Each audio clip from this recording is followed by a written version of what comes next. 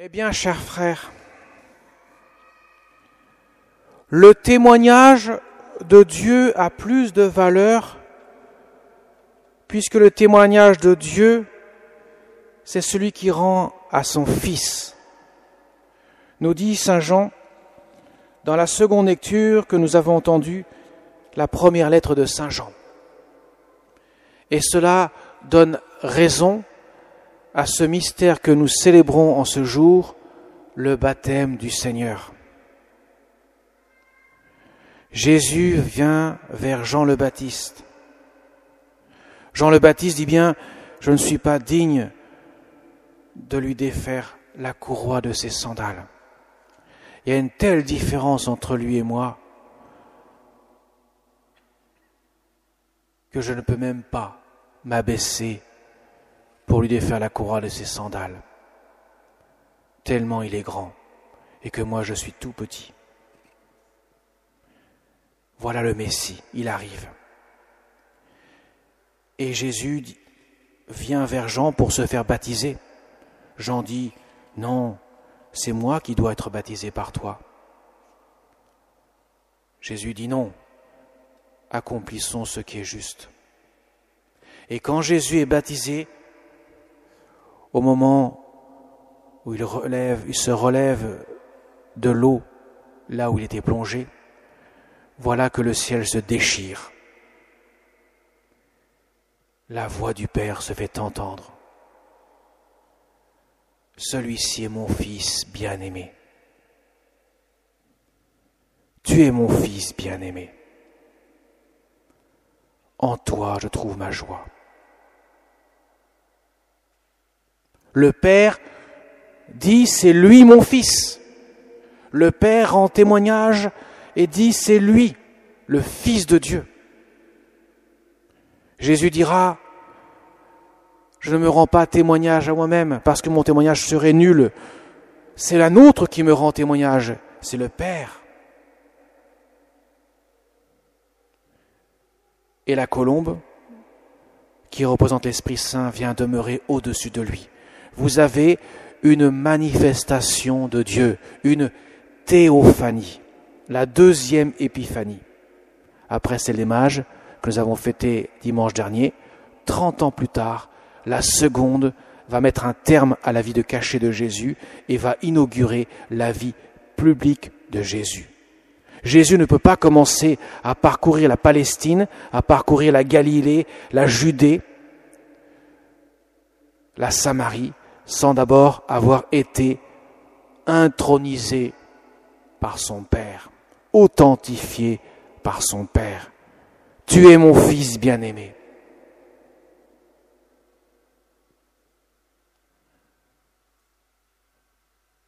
Et là, nous avons un grand mystère, en plus de l'identité révélée de Jésus.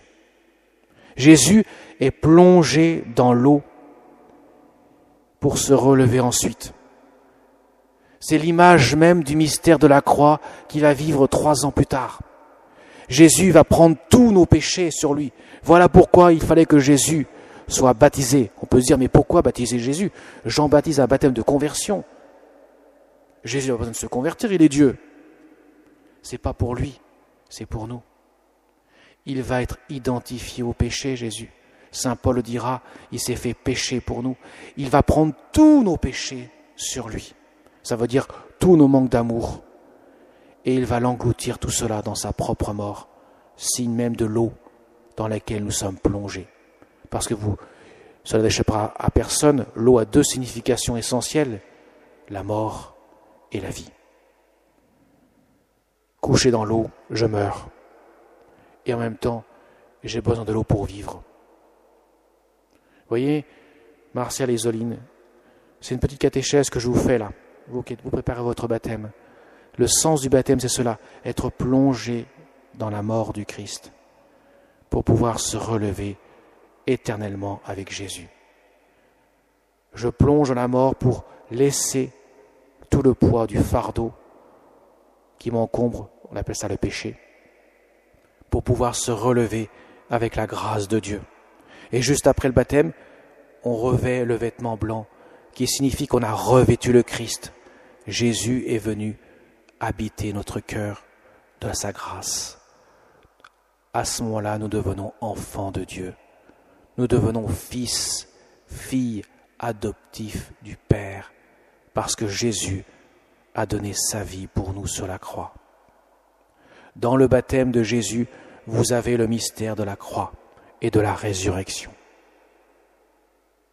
Voilà pourquoi Jésus devait être plongé dans les eaux du baptême de Jean pour signifier précisément qu'il prenait tout sur lui pour nous délivrer du péché qui a comme conséquence la mort.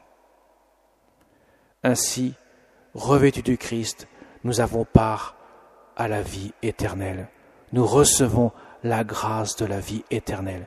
Quand nous sommes baptisés, quand vous serez baptisés, tous les deux, vous recevrez à ce moment-là, comme une graine en terre, le germe de la vie éternelle.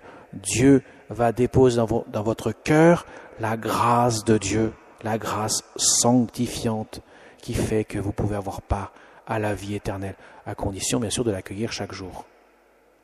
Parce que Dieu donne avec abondance. Il n'est pas limité dans ses dons. C'est nous qui pourrait-on dire, mettons des freins à la grâce de Dieu. Ce mystère est grand. La Sainte Trinité est manifestée. Quand nous sommes baptisés, nous avons été baptisés au nom du Père et du Fils et du Saint-Esprit. Jean le Baptiste dit bien, moi je baptise dans l'eau, un baptême de conversion. Je prépare vos cœurs pour que vous puissiez accueillir celui qui vient derrière moi, celui dont je ne suis pas digne de défaire la courroie de ses sandales, lui qui est plus grand que moi. Moi, il faut que je diminue, mais lui, il faut qu'il grandisse. Mais lui, il vous baptisera dans l'Esprit Saint, le feu. Il vous baptisera dans l'Esprit Saint, ça veut dire, il vous revêtira du Christ, la grâce de Dieu. Il viendra habiter votre cœur par l'action de l'Esprit Saint, pour que vous puissiez entrer dans le mystère de l'adoption filiale, dans l'adoption divine. Le mystère est grand, mes chers amis.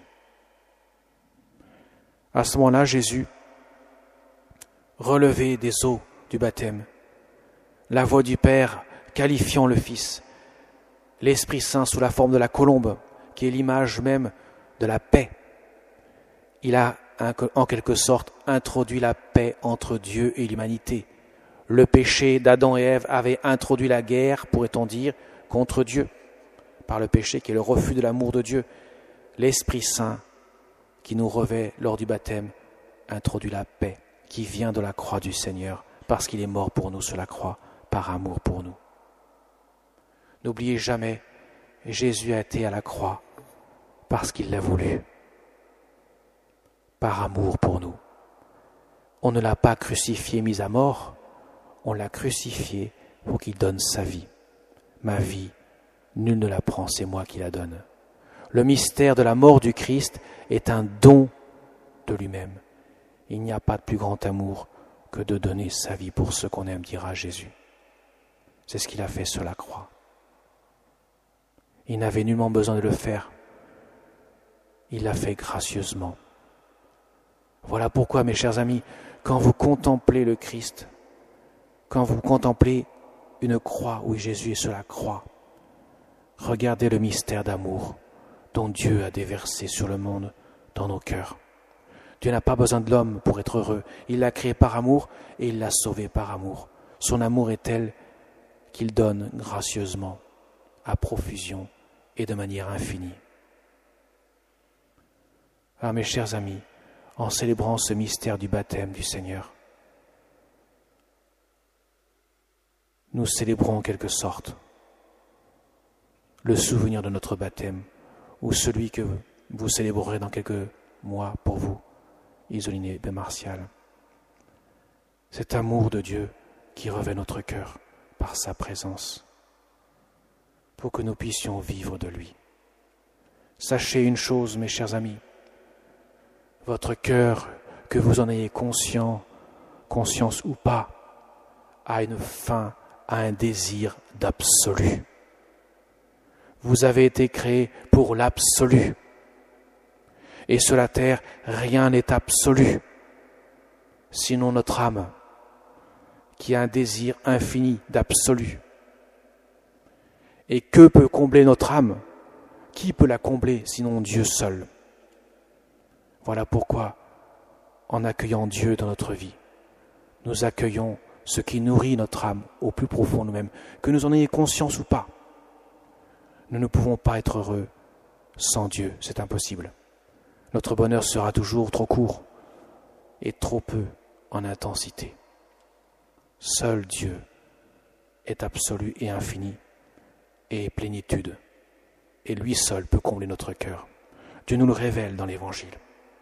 Et la Vierge Marie, qui est là, toujours là, à côté de Jésus, même si les évangélistes sont pourrait-on dire, très sobres en parlant de Marie. Marie, elle vit toutes les choses en son cœur. Elle ne cesse de contempler ce qu'elle voit. Elle ne cesse de méditer ce qu'elle entend et ce qu'elle voit. Elle vit de la grâce.